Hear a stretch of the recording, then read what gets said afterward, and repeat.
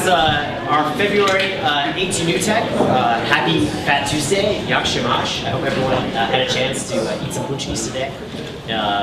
Welcome to A2NewTech. If you've never been here before, our format is very simple.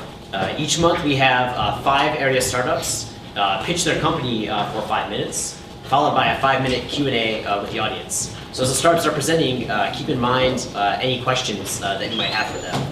Another important announcement is that in between speakers, we'll have some time for community announcements. And so if you know of an upcoming tech conference, an upcoming entrepreneurial event, job opportunities, job openings, please have those ready to let everyone know at the start of the event. Without fail, I almost always forget at every A2News to introduce myself. My name is Zach Steinler. I'm a co-founder at Olark. We put live chat software on websites. And this is, I think, the 4th year I've been doing A2NewTech. And before that, Doug was doing it for 3 years. Our first startup today is a bit unusual. It's a hardware company out of Detroit. So please welcome Adam from Hemingwrite. Hey.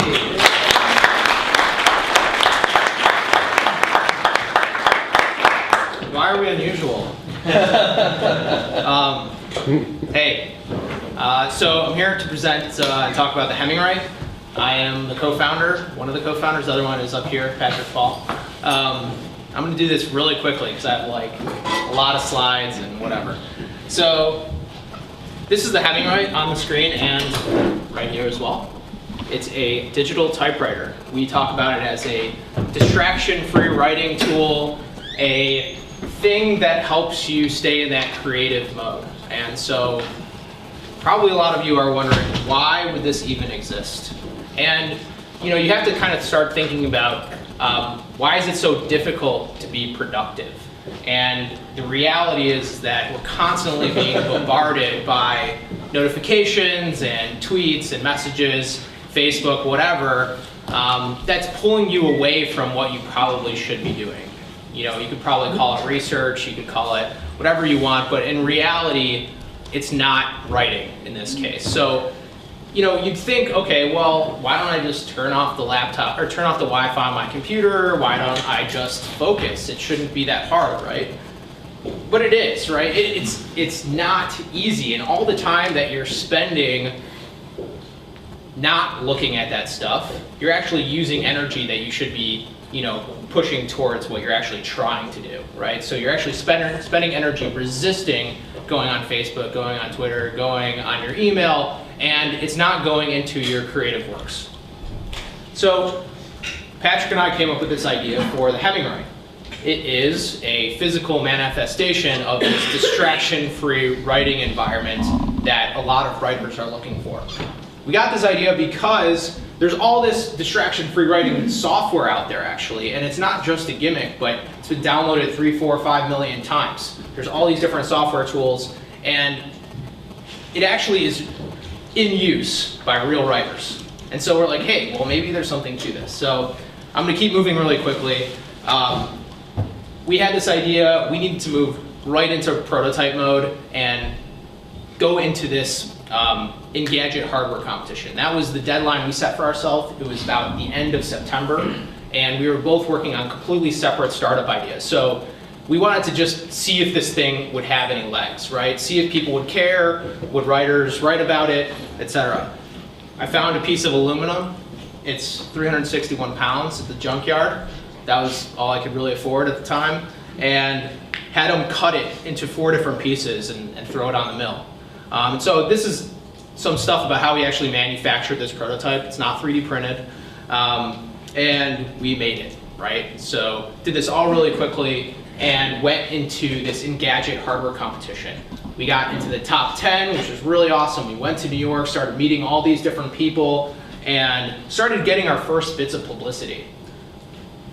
Very quickly, people started coming to our website. That converted into traffic and people sharing on Facebook, and a lot of people signing up for our email newsletter, even though we didn't have a newsletter, but they wanted to know what was going on, and we got all these really cool pieces of press.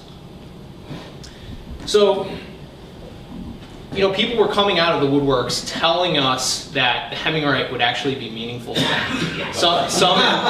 Some in good ways, people saying all sorts of crazy things you can see up here. We were just getting tweets like every 5 seconds someone was tweeting about the Hemingwrite. It's pretty crazy to see. What else? We launched a Kickstarter. So you do all this work, right? We knew that there was interest, but we wanted to actually capitalize on it, right? We wanted to make sure that we could take all of those people and say, hey, don't just give us your email, go buy this thing. And so we put together our Kickstarter really quickly and we launched it December 10th. Remember, we started this in about September and now we're in December. Launched December 10th, and this is about the scariest thing you're gonna see during that process. Okay, launch your project, right? Who knows what's gonna happen? The great thing for us is that we did 200,000 in the first 20 hours. We met our goal of 250,000 in 36 hours, and it went really well. We became a Kickstarter staff pick. We became feature project in design. We were in the Wall Street Journal, and it wasn't all fun and roses either. I have some of these negative stuff up here. The screen is telling me I have 5 seconds left, so I'll do this quickly. The devil at gmail.com writes, "Why is it so ugly?" Thank you. 2 days after our Kickstarter, we got an email that read, I don't know if you can see this, but the third paragraph says, "Warning, this email is long, 7,000 words long. I have a lot to say and most of it isn't pleasant to read." And that was just 2 days after we finished our Kickstarter, and they were already so upset. And this is someone that actually backed us already. So it's a crazy, crazy wild ride, this Kickstarter thing. We closed it about 3 weeks ago. We're now in full production mode, and we're going through this development process. My last bit is that as of today, we got chosen to be one of 6 companies that PayPal has selected as one of the most innovative or something. And the top 2 are going to be at South by Southwest, all expense paid trip to pitch in front of Damon John and have the chance to win $30K. So that's all pretty cool. And they picked us. So go vote for us on Facebook and the internet. That's it.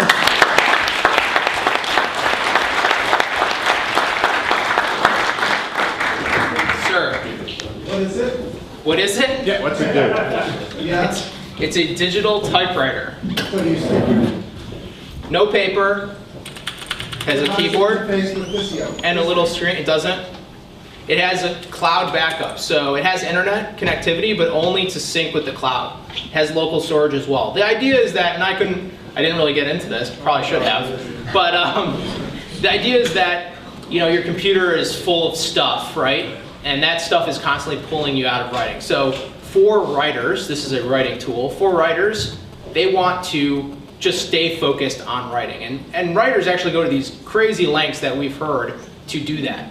Some of them carry around 2 laptops, one with just writing software, one with everything else. Some people use typewriters still. Some people use longhand, pen and paper. Some people still use old word processors. And so, but all those methods are really clumsy. With a typewriter, you got to retype it. With a word processor, you have to find some way to get it out of there, like IR beaming or some ridiculous thing. And so, this is a tool for them, and also people that want to explore more about the writing process.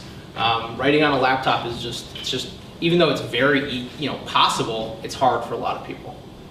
How much? Kickstarter is $400. I heard a gasp. And it's going to be $500 retail, $499. Yes. What's the red button do and the 2 sliders on either side? Don't press the red. Yeah, red button deletes everything. I'm going to press it. No, it's red button's on and off. And these two are selector switches that allow you to select between 3 different active documents or workflows at a time.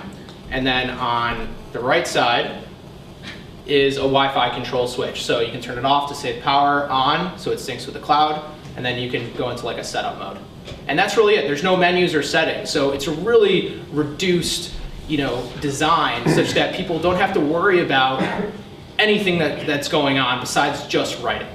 There's no software to open or close. That's it. Yeah. What about other functionality we come to expect from word processors like command add, things like that? Does not exist. Purposefully taken out, right? So even things like spell check, you know? Do you really need spell check to write a creative work? And the answer is no, right? This product fits very specifically within a certain workflow, which is draft first and then edit later. And so there's a whole, you know, group of writers, and this is a specific writing technique that's taught in writing programs that help people kind of get past their own inhibitions and constant re-editing of their work. And so this is the tool that helps that and allows that. What do you need besides votes? What do you mean? Is there anything you're looking for? Yeah, well, A community ask. I know the Kickstarter. Money, employees. yeah, we're definitely looking for some employees. We're a Detroit-based company. There's just 2 of us. We're looking for some engineers, some people that are into startups, and there's just like endless amounts to do.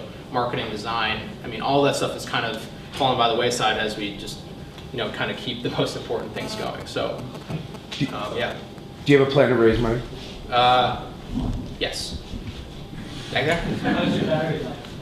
So we classify it like a Kindle. So we claim about 4 weeks of battery life on normal usage, which is like 30 minutes a day. But we're probably going to beat that actually.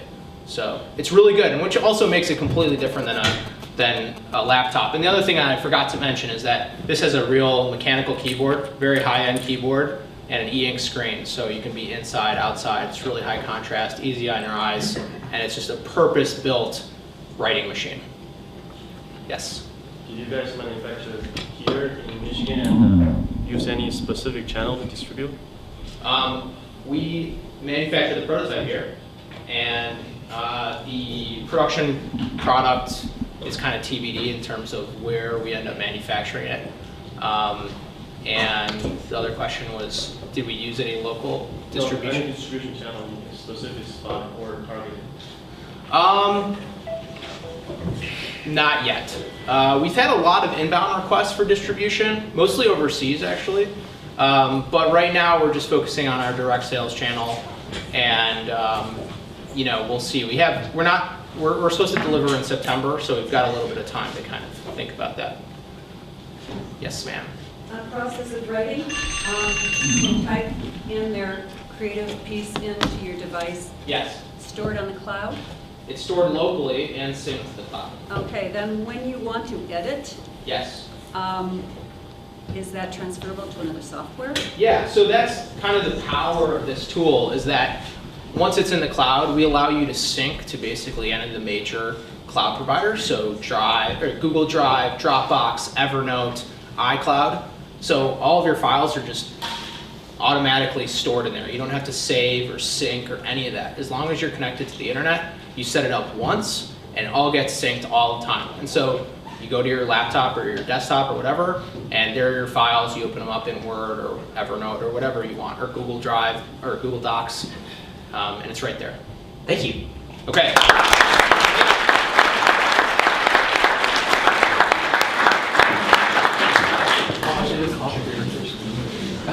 Many of our speakers stick around after the presentation, so if you have more questions or if you'd like to see the device up close, you guys will be still around. Great. I wanted to take a brief moment to thank our sponsors. First of all, thank you to the University of Michigan Law School Entrepreneurship Clinic for providing us the space here. Oh no, what has happened? I'm sorry. What has happened? Thanks for coming. Yeah. Don't hit the red button. Yes. There is no red button.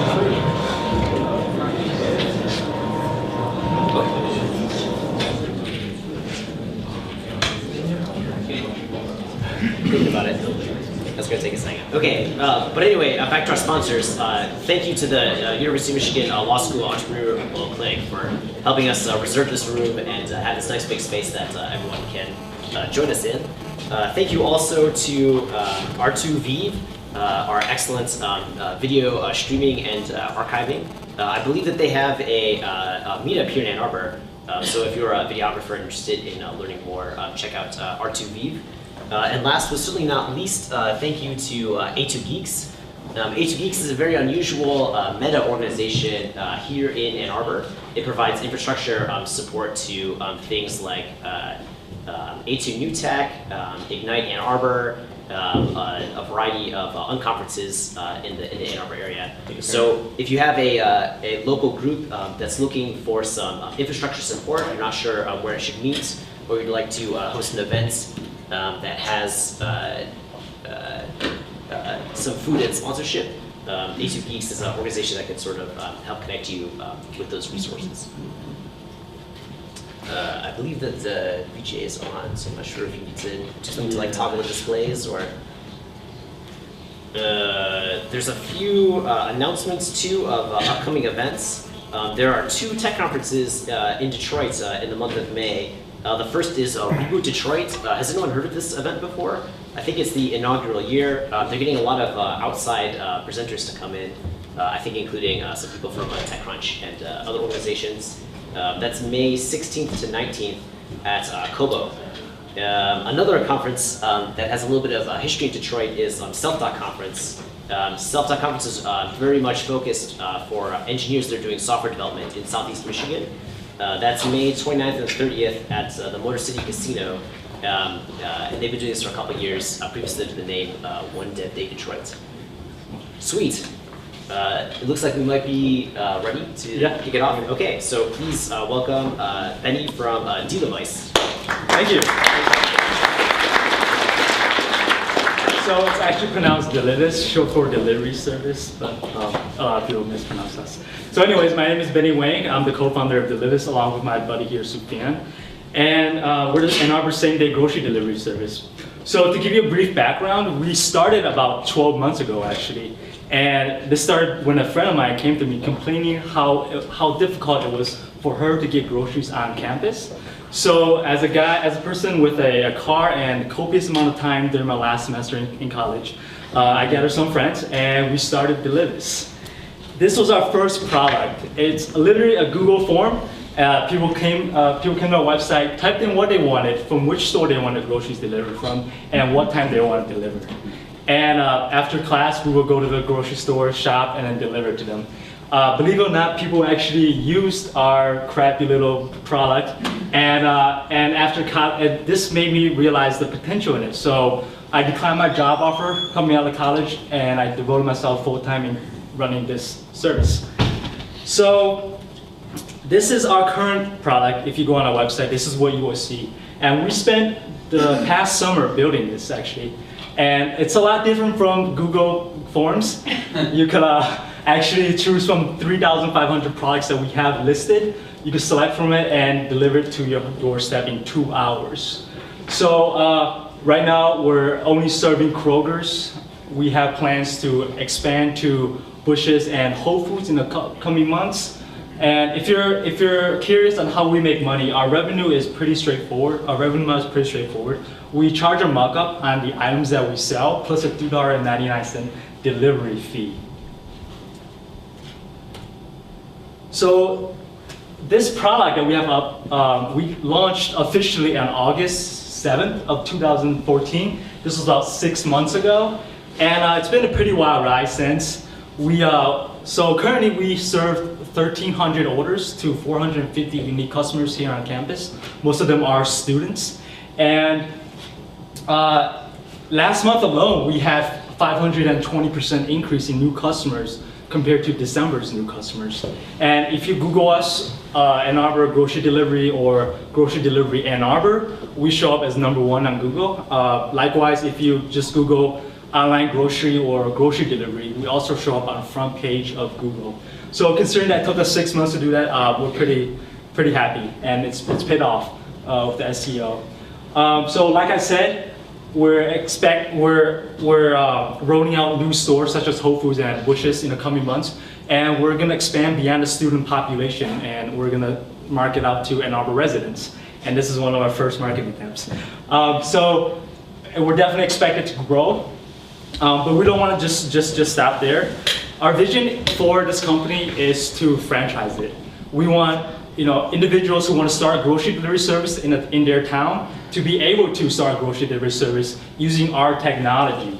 So why do we want to go this route of franchising? Well, for a couple reasons. First is we're very low cost. It costs very little to start this grocery delivery service that we have. We don't carry any products. We don't have a warehouse. Our biggest expense is labor. Even at that, personal shoppers make they make on a commission. So even if you increase personal shoppers, your cost will still stay the same if your orders stay the same. Hopefully, starting this will entice people to franchise this, given the low cost of startup compared to like McDonald's, where you have to build buildings and such. Another big reason why we want to franchise this model is because of self-motivated owners. So I currently run this business, and I like taking care of my customers. And I like to personalize orders as much as I can. So for example, if a customer is sick and he's ordering some cough medicines, we'll know he's sick and we'll include some chicken noodle soup or whatever. And usually customers love us for that. And they love the personalization, and the feedback from it has been great. So that's what we really want. We want owners to care about their customers like the way I care about our customers. So, and the best way to do that is to franchise this business, have them run their own grocery delivery service and operate by themselves. So, and lastly, we want to focus locally. We know that Kroger's, Walmart, Myers, they're big national grocery stores. But at the same time, there are a lot of local niche grocery stores that we want to help our franchisees set up, get a partnership going, and deliver from these local niche grocery stores as well as big national chain stores. So in order to franchise, we need to do two things. I'm finishing up. First is we gotta be more established. That means getting up more stores and more locations. And second of all, we need to create partnerships with local grocery stores and national ones as well. So that's why we're here today. We hope to seek out people that's able to help us achieve our goals. If you're an investor, you're interested in investing in our business, or if you want to help us build a more scalable product, or if you want to just help us guide us the right way, we'd love to chat with you after this. So thank you very much, and I'm open to questions.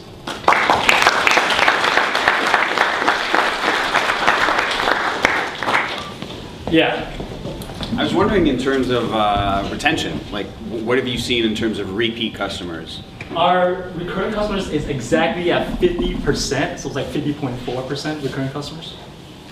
And profit margin? Profit margin, we make about 10% on every order. Yes. I'm just going to point out the 800-pound gorilla in the room, and so Instacart is the idea that they're just not going to get into small markets like Ann Arbor. Probably not. If you look at their record, they're in Chicago, Manhattan. They're in these big cities, heavily densely populated areas with millions of people living here. So Ann Arbor's probably not the next location that they will look at. And likewise for Amazon Fresh.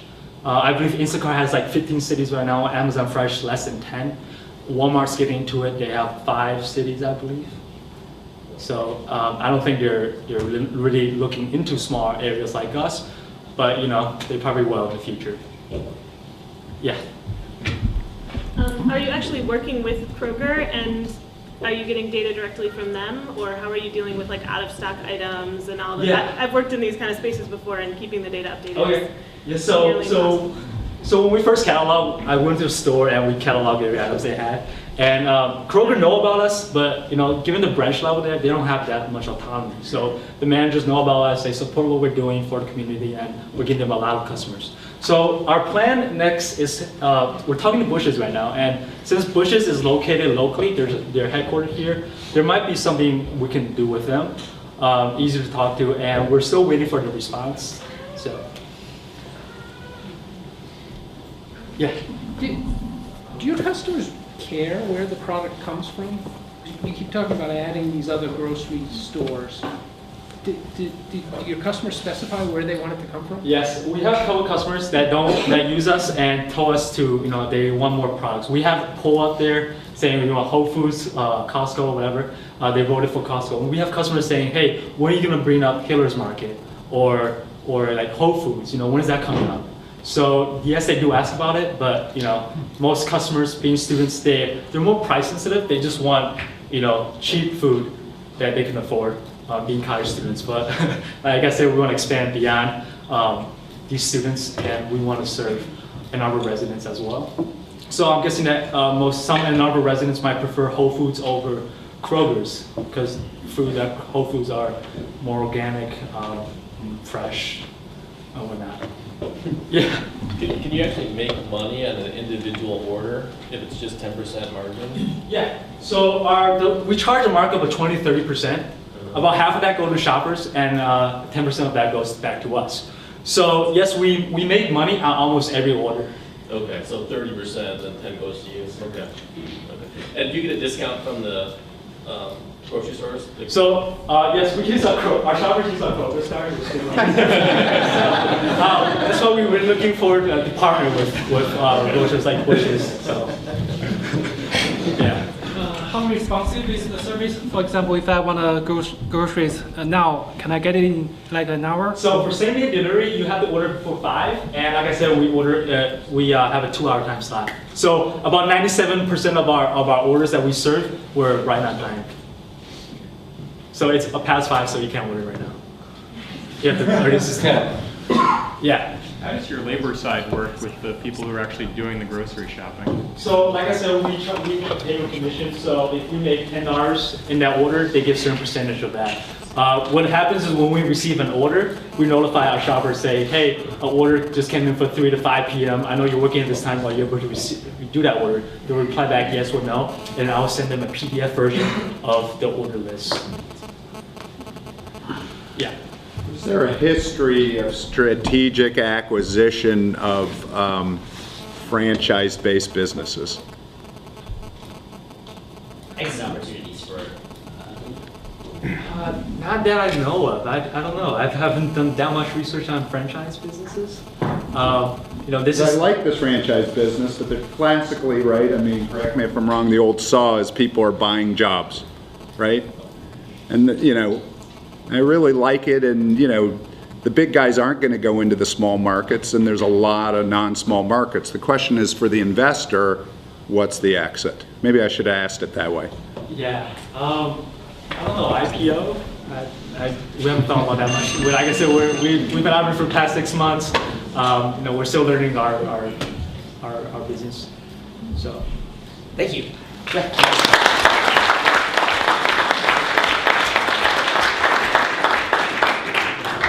Okay, now is the fine time where we have some community announcements. So are there any job openings, upcoming events that people would like to announce? Yeah, my name's Joe Malkoon. I run a software company in town called Nutshell, and we actually just posted today an opening for a really awesome kick-ass product specialist, semi-technical sort of customer support position in a very fast and awesome growing company. So it's you can find the posting on our website, nutshell.com. I'm Skip Weiss with GeoNexus Technologies. We're a software company in Ann Arbor.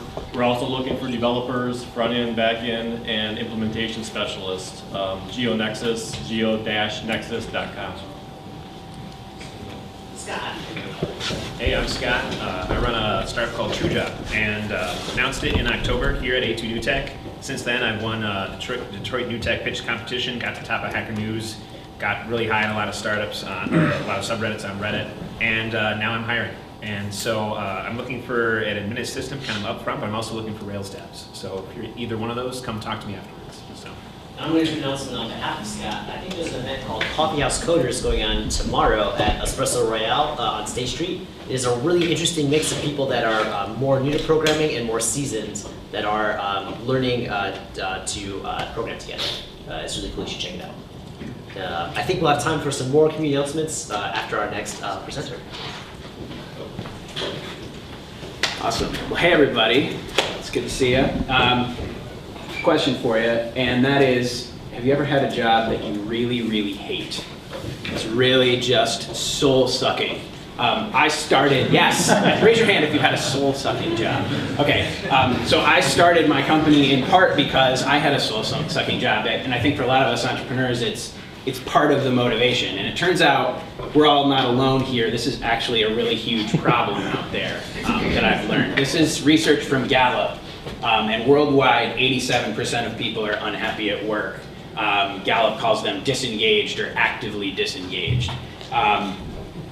We like to think of them in a little bit different terms. If you take 10 of them and line them up, on the right we've got a hero, the middle 7 are zombies. They're disengaged, but they're not so frustrated that they could be villains, which are the people on the left. These guys, according to this research from Gallup, are so frustrated that they're actually sabotaging their teammates. They're actively making life hard for others. And I'm sure you're visualizing people that you've interacted with in this category, unfortunately. So why does this matter? Well, it matters because there's a bunch of great science in positive psychology that talks about why having this positive mindset and having this engaged mindset benefits you. And you can see some of them up there. This 31% productivity and bump just blows my mind. That's like you get to end your work at Thursday afternoon and you were just as productive as the people that go till Friday.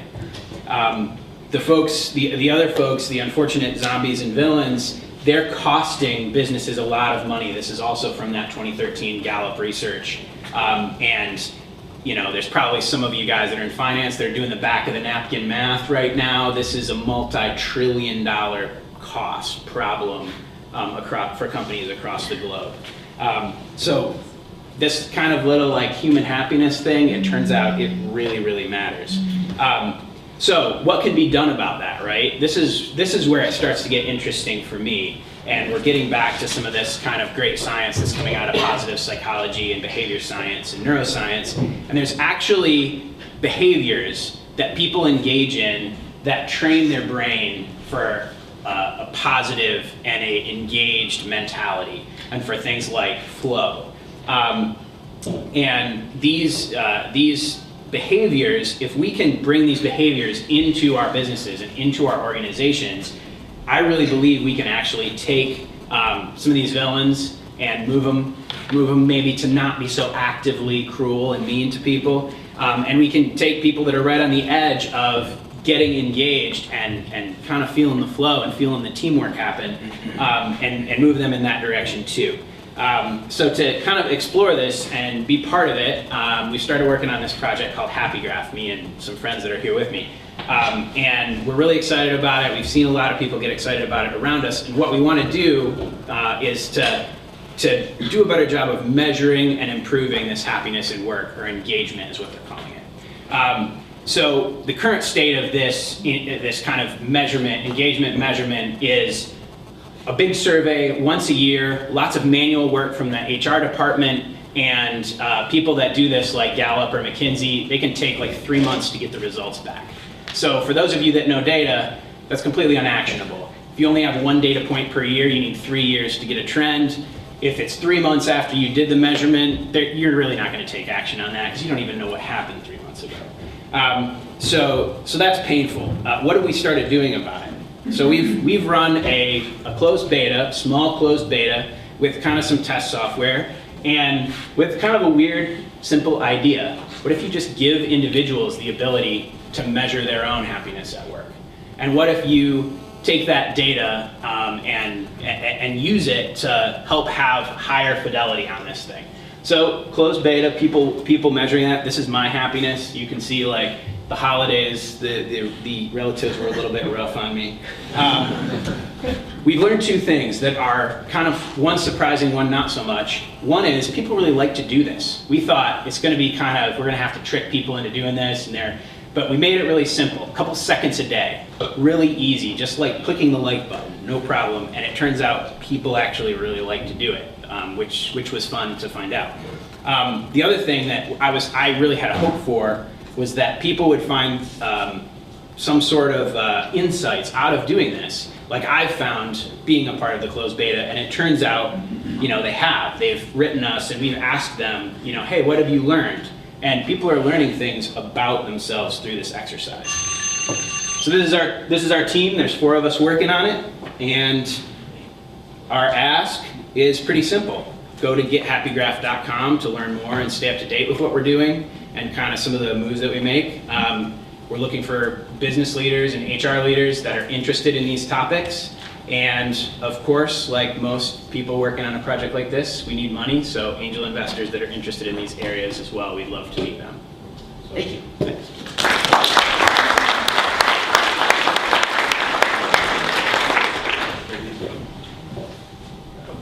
There's a conference next week in San Francisco, the Culture by Design. Are you guys going to that?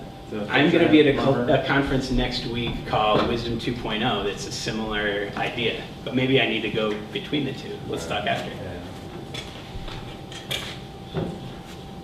I'm a terminal optimist, right? Yeah, me too. But I'm 53, right? And I've been beaten down enough at work environments, right?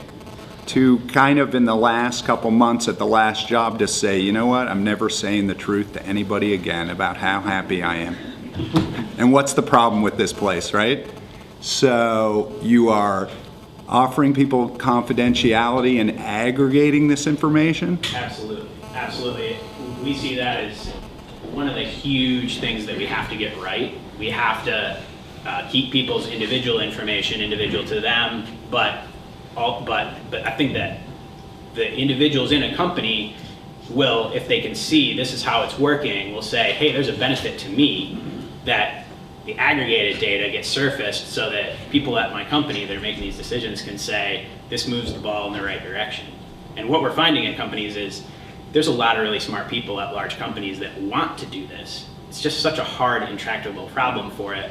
And the data that they have is once a year data, which is very hard to act on. So the boss specifically, when I was offered confidentiality on a survey of some training, and I said, hey, that was confidential information, he laughed at me. So, I might be overly skeptical, right? Yeah. But no, seriously, how do you got Ernst & Young? You got Ernst & Young or something like that? I honestly think that will be a point of conscience for us. Like, I'm no doubt there's going to be times in the road where a company says, yeah, but we want to spy on our employees. And we'll have to make conscientious decisions. Do we want to do that? And I'm firmly, no, why would we want to do that? That cuts down the trust that's at the very heart of what we're trying to help people with here. That would make me sad inside.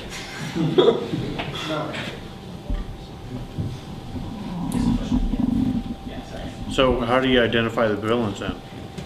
Identify the what? The villains. Well, I guess that's a really good question. I don't know that I see it as something that we're wanting to do, and I'd be curious to hear after why you think that's valuable. Well, the thesis I think is that those are the folks that need the help to get from that behavior to the kind of behavior that you want. You're right, and I think right now the approach that we're trying to take is to make it available on an opt-in basis to people, because part of the thing that we're dealing with in the science is if people aren't interested in engaging these behaviors, you can't force them. So making it available on an opt-in basis seems to be the way to go at this point. The nice thing though about the science is that these behaviors have kind of a spreading feature, like gratitude has a great kind of spreading feature. So if you get some people engaged, you get this nice spillover effect on maybe some of the people that are more resistant. So will this data be open and available? For instance, if I wanted to figure out what the happiness rating at Duo Security was, would I be able to tell like how happy the customer? I mean, for me as a potential employee, I'd want to know that 85% of people are happy there. We would absolutely love to be able to build to that level where the credibility of the product and the data behind the product is, respected to that level. That would absolutely be something I think would benefit. The question really is it just for internal actionable use, or is it for, do you have other purposes for the data as well? I guess, Yeah, I think as a team, our minds go wild with once this data is being gathered in a responsible way and people have choices about whether they're allowing us to keep it or not. Privacy is so important with this. But with that being said, we can think of so many uses for the data that benefit companies, individuals, and even other companies to benchmark to say, hey, our competition's doing this, and that's one of the reasons they're succeeding. We should do this. Have you thought about your go-to-market plan, like to get adoption? Are you going to try to go to businesses and get them to promote it, or try to get users to just start using it? Which I think is where you're headed. Yeah, right now the plan is both. We've taken our learnings from the closed beta, and we're doing two things with them. One, we want to launch something in the near future that is easy for anybody anywhere to go try this out and use. And then two, we're actually talking to some larger organizations, because my real passion is the people that are stuck in these difficult situations, a lot of them are in large organizations. That was my state before. So we want to talk to these larger organizations and make sure that our go-to-market strategy for them is going to remove barriers, is going to make it really easy for them to say yes. And right now that sounds like sort of an opt-in toolbox type go-to-market where HR says, yes, we're going to promote this within the organization, but then individuals within the organization decide to use it or no. It's not like an organization-wide. We want to pretty powerful, like Yammer style onboarding, where yes, you can just go start using it yourself, and then the data's yeah. I'm tracking my happiness and learning things. How about you, friend? Do you want to do it with me? That kind of thing. As the moderator, unfortunately, I have to cut the conversation off, but please stick around afterwards so that we can continue the conversation. Thank you, Dan.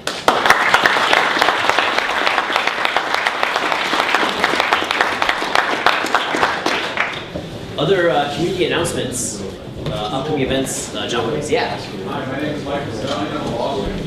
Exactly 1 week from today, in this room, we're going to have the Detroit Legal Innovation and Tech Meetup. We have an audience of professors, lawyers, judges, students, hackers, and it's going to be at 6 p.m. starting in the lounge across. We're going to have food, networking, and then 6:30 back in this room. Similar format with talks and so forth. We're going to have some professors talking and some students, and it's going to be a really good time. So see you next week. Oh, and then our Twitter account is LegalHackDET. Follow us, and hope to see you next week. Sweet. Other community announcements? We'll have one last break between presentations. Yeah. Hi, Joe Donahue. My company is Tire Metrics, based up the road in Brighton, Michigan. Looking for a couple great developers to join our software as a service team. We're fast growing, looking add some great people and be part of the 13% of the happy people. Okay, cool. Take it away. Alrighty. Whenever you're ready there. Alright, thanks everybody for coming. My name is Mike Moceri. I'm the founder and CEO of MakerOS, the operating system for your maker business. So to kind of get started to how we got this idea, before we get into details, I started the world's first 3D printing service bureau, open to the public in Chicago, Illinois. There we opened up our business to a lot of different inventors, blue chip companies, and we got a flood of different clients doing prototyping and doing actual end production on our 3D printers.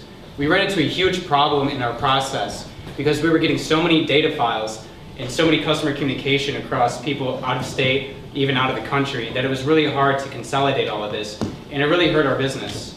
So we ended up we tried a solution called Salesforce. I'm sure some of you have used it. What's even funnier than that is that it cost our business 50 grand and it ended up not working. So that was kind of bad luck on our part. But we ended up losing a lot of clients because of that, because the jobs were too big for us. Not because our machines couldn't handle it, but because our process as a business wasn't quite there and the software didn't really fit for us. So they got me thinking, I want to come back to Detroit, learn from the masters of industry, from the cradle of innovation right in Detroit, Michigan, and learn about the process of manufacturing, what makes the manufacturing business tick. So what we developed was MakerOS, and it addresses a lot of these key problems. And I'm going to do something special just to make sure you guys remember all these key features. So for one of them, our biggest benefit is that we reduce the quoting time on manufacturing projects for 3D printing companies from an average of 1 to 2 hours down to about 9 seconds. And that makes me do this.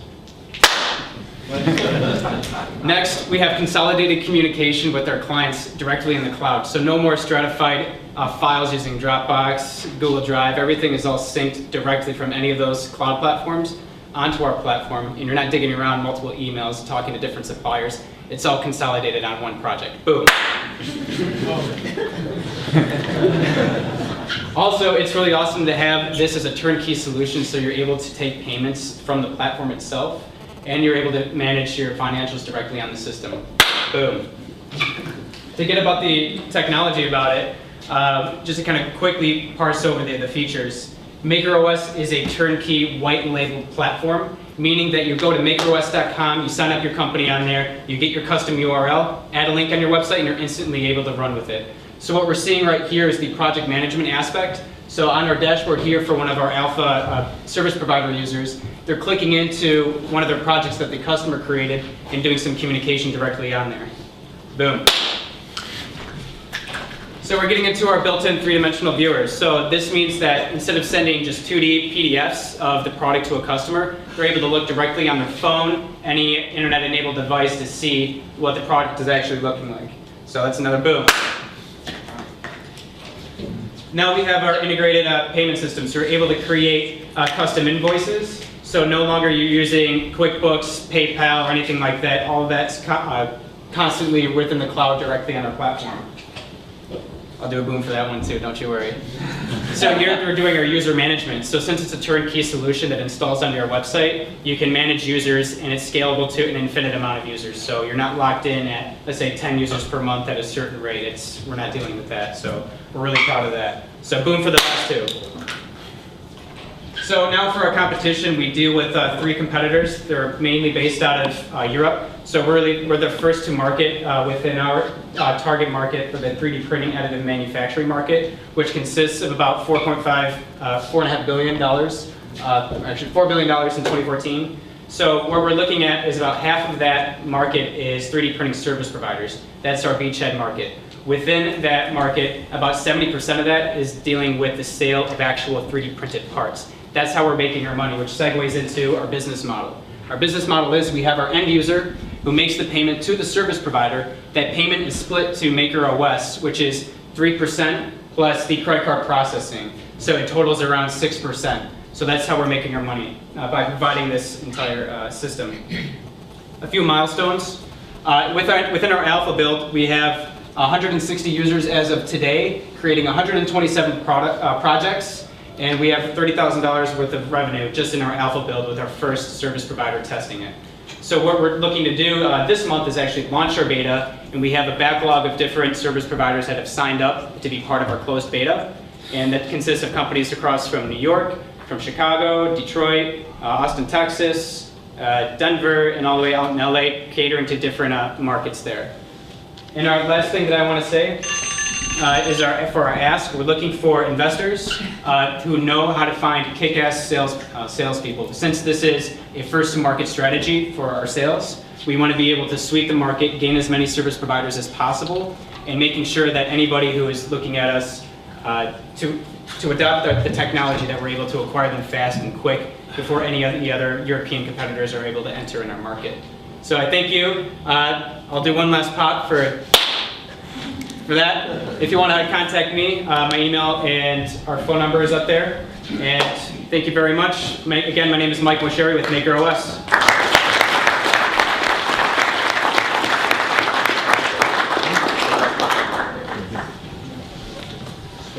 Questions? Green shirt back there. All the way. I will 3D print a robot to clean this up. Don't you worry. Back there. Are you your own alpha? Yes. So the alpha company is a company called Manual. It's a Detroit 3D printing service provider. So we had the mentality of first creating the 3D printing business. Since I already had machines up and ready to go, we already had a client base to go off of. But then it drastically changed our process for our business. But then through our process of customer discovery, we went all across the country, and I've traveled to several different states to meet with these different service providers. And it validated our issues as a service provider, but it also gave confidence in us that we were creating these benefits catering to their challenges. I'll go to another question, sorry. You in the green shirt there? So how big is your market? I mean, obviously 3D printing is growing, but do you have some sense for how? So currently in the state of where we're looking at, it's $967 million for the parts produced by 3D printing, and that's the market that we're going after for our first iteration of our software. However, there are different secondary markets that we're looking at, CNC machinists, laser cutting operations, and we even have some beta users as media and production companies in education spaces to kind of get a really broad sense of how useful this product can be, not just for 3D printing, but again, to reiterate, that's our beachhead market. Have I killed all the questions? Do you want back there again? So to clarify, you're taking in 6%, but you have to give 3% right back to the credit card companies, right? So it's Yes. really 3%. Yeah, so it's the credit card processing. I mean, we're using Stripe to process payments, so Stripe marketplaces. So they do 2.9% plus 30 cents per transaction. But if you are processing so many orders, about 80 grand or more a month, then you can have lower rates. But as part of why we want some of that investment for product development is to kind of make a workaround to that, so we can lower their rates down there. So I'd like to get further drilled down on the market size. So there's $960 million being spent today, right? Of people that are calling somebody who has a 3D printer and getting something printed. That is correct. That's the value right there. Yep, so if you want to go by 6% of that, it's around 57 million. But the annual growth rate of that market is consistently 35% through the past 5 years. And is that people for the automotive industry and the B2C market is underutilized or what? Sure, so it's pretty split. The majority are product development companies. So that goes to your electronic devices, consumer products, and the other half is a mix between automotive, aerospace, and medical. But 50% is consumer electronic types of consumer devices. And what about I think, actually I met your father and he was talking about you, right? I mean, people were like, whatever, they wanted Jesus or something like that, right? I mean, that's what you were putting out of your machines in Chicago. What's the size of the kind of consumer market to do that? And is it? So yeah, so if anybody's aware of Shapeways, the reason why Shapeways is successful is because of their software bureau management tools, and that's why they're able to scale to such a large size. We're taking that type of software and we're disseminating it to all the other service providers to make them shake in their boots to make the market more competitive, but also have that market grow even faster. How much of that market does Shapeways control? So the quote-unquote unreachable market, you're getting your Shapeways, your Quick Parts by 3D Systems, if anybody knows them, or Red Eye On Demand by Stratasys. That's about between 22 25% unreachable market. That's like what they're holding. So the rest is fair game for what we're going after. So the rest is more like smaller to medium-sized 3D printing companies or engineering firms who have 3D printers that want to build that as a service for them. And there aren't a lot of analogs to Shapeways, at least for laser cutters. I'm not sure about CNC. That's right. So we're looking to go for the whole gambit of things. So not just 3D printing. So that's why we're seeking out that investment to build second gen and third generation features. So with our kick-ass sales team, we can really push that out to those secondary, tertiary markets. So does this apply to somebody who may have an industrial size laser cutter that they'd be able to utilize? It's not just 3D printing, but laser cutter? Absolutely. So that's one of the features. I'll answer it after the bell. So for our auto quotation algorithm, which is a huge benefit to the 3D printing guys, we can apply the same thing to 2 dimensions. It's actually much easier to do so. So let's say if you have an industrial laser cutter and you have this installed on your website, people are able to get instantly quotes by sending you SVGs or 2-dimensional files. And then you can collect payment right then and there, depending on which material they choose from the interface. Thank you.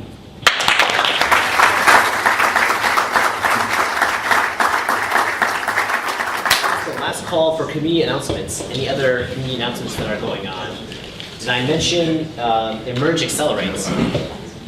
Yes? No? I don't think I did. They are accelerator over in Grand Rapids, formerly known as StartGarden, and they have just opened up their application for the summer batch. So if you are looking for an accelerator option in Grand Rapids, that is one of them. What else? I think that's it for community announcements for now. Ready? Yeah, all right, take it away. Hello. So I'm not your traditional startup presenting today too, but so my name is Jordan Breighner. I run Coolhouse Labs. We are a startup accelerator based in Northern Michigan. So we work with and invest in startups, technology-based startups who are building awesome products that solve real problems. So how we got started was 2 years ago. I left my job in New York and moved to the tiny little hamlet in the shores of Lake Michigan called Harbor Springs, population 1,000, and launched the first version of Koolhaas Labs. We've invested in 13 companies over our first 2 years, and all of our companies have come from all over the world. So we've pulled from London, Taiwan, Denver, New York, Houston. We bring them into Northern Michigan. We give each company access to capital. So we invest in each company. First 2 years, that was $25,000 each. This year, it's $50,000 each. And we work with 5 to 10 companies per program. And part of the reason we're here is that we are launching our second program, which is Ann Arbor. So this time next year, the second version of Coolhouse Labs will launch, and that will be based in Ann Arbor with some partners that we're working with at a location here. So yeah, I mean, the idea is 10 to 20 companies a year. We'll invest in, we'll work with them, and part of what we do is it's very summer camp for startups. We'll have our summer camp for startups up in Northern Michigan. We'll have our Ann Arbor location, and it's heavily resource driven. So a lot of design and product development resources. So we actually have a full-time staff on hand to work with our companies. We also have a large and awesome mentor network that is growing. Engaged. Our mentors are not only the great folks in Ann Arbor, we've got folks from all over the country, in the Valley, in New York, and Boston, and Boulder, from all over the place, who we've been able to gauge and get involved in kind of the growing community that we've been building. And really, our focus is very simple. We want the most talented people that we can get involved with, who really care about building great products and who want to get those products in the customer's hands. So we focus primarily on very early stage, at least so far. A lot of our companies have been brand new founders, idea stage, who really need help to launch.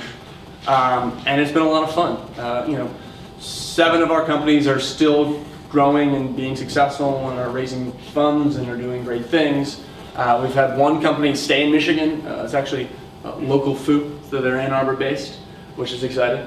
And so it's been a fun 2 years, and we're excited to get involved in the Ann Arbor community. So the real ask is, let's get involved. I'm here. This is kind of my opening salvo in Ann Arbor. Doug wanted me to pull me in. I'm working with Guy and Joe at Nutshell and getting involved in the community. It's fun to kind of see the energy and the vibrancy here. And obviously it's a community that already has a lot going on. I just want to be a part of it and get involved and be a resource and really help accelerate the growth of kind of the startup community here. So that's pretty much it. Anybody have questions? Didn't even use all my time.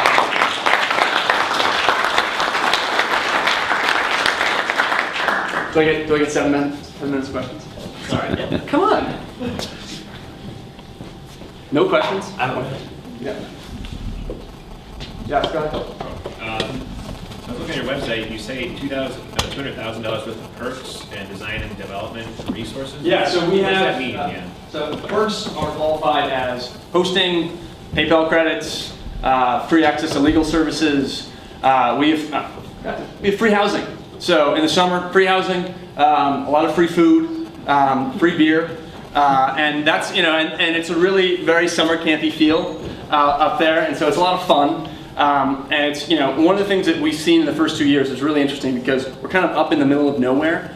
You create this sense of community because there's really the only people around you, and you're really intense and it's very focused. And so we create this environment where you're kind of free from all the distractions. There's no coffee meetings. There's no, everything is crafted around the ability of those 12 weeks to maximize your time and maximize your ability to build a great product and get that product in the customer's hands. So it's a very simple program. We don't try to overcomplicate it. Yes, we have mentors. Yes, there's tons of resources. We have a great design team on staff. And if anybody knows great designers and they want to be involved, come talk to me.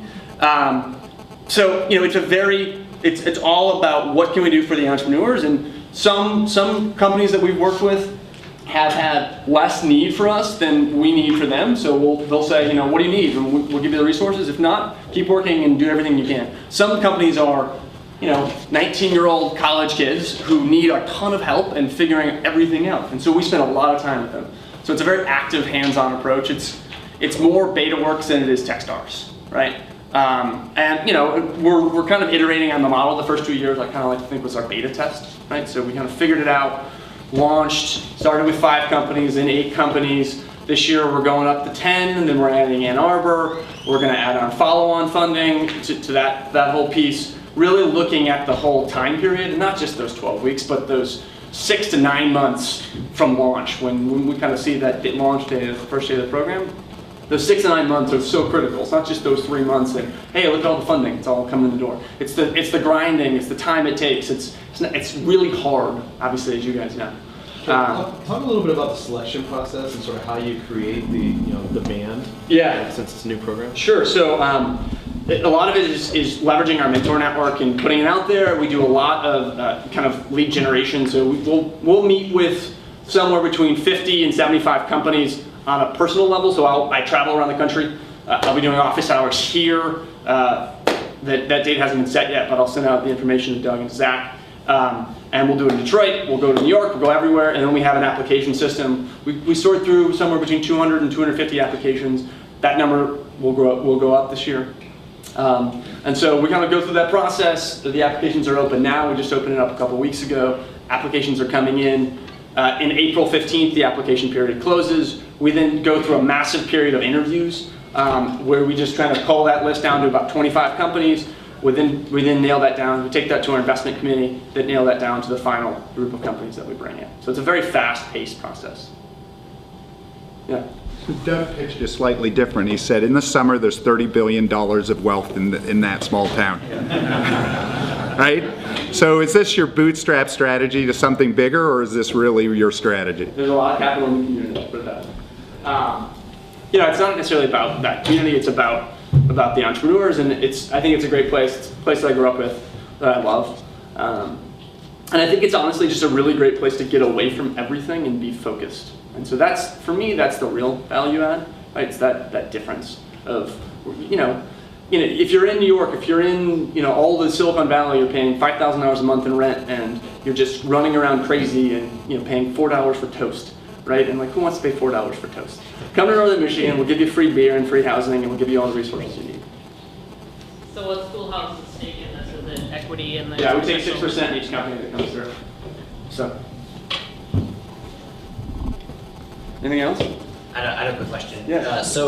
There's a wide constellation of accelerator programs throughout the United States with a wide variety of different focuses. You know, like Techstars in Detroit is focused on mobile. Here at A2NewTech, we've had a mix of people doing biotech, software direct to consumer, B2B. Is there an investment thesis beyond young entrepreneurs of lots of potential? So, I mean, the investment thesis is we like talent, and wherever that talent is coming from, we don't care. And whatever the field that's in, we don't care. I mean, the way I really like to think about it is if we can help you the best, that's usually where it comes down to in the end. And a lot of, at least my experience and our entrepreneurs that we work with experience is in the technology space, internet technology. So we often work in that realm, but our companies, we've worked with medical device companies, we've worked with men's home furnishings. I mean, very wide range of companies, which is part of what's exciting. So, awesome. Thank you so much.